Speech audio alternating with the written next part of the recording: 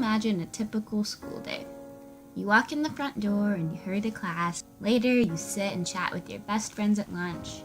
Maybe at recess, you challenge your friends to see who can stay on the monkey bars the longest. Then you head back to class for a bit, and off you go, back home. But what if your school day looked a lot different? What if, when you turned the corner, you were met by protesters? Hundreds of protesters, all of whom are yelling at you and only you just because you're coming to school. Now, I know this seems crazy, but this was the reality in a typical school day for a girl named Ruby Bridges.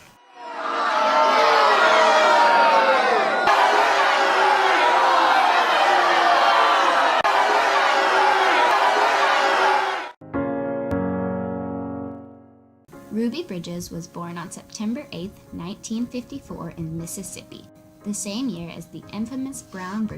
Board of Education court case.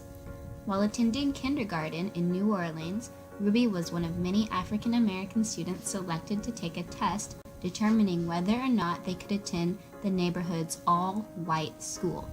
You see, before this, children of different races were not permitted to go to school together. In fact, Ruby lived only 5 blocks from the all-white school, but was forced to attend an all-black school several miles from her house because of these segregation laws. After passing the test, it was decided that Ruby would be the only black student admitted to William Frantz Elementary School, the formerly all-white school. Ruby's first few weeks were filled with threats from protesters, ostracization from her classmates, and police escorts to and from school. She spent her whole first year at William Frantz in a class all by herself. How would you feel if you had to be in class all by yourself, never allowed to leave the room for PE, recess, or even lunch? In the face of all this opposition, Ruby persevered and graduated from a desegregated high school.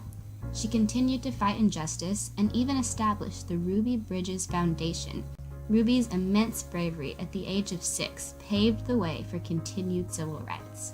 We have a lot to thank to Ruby Bridges.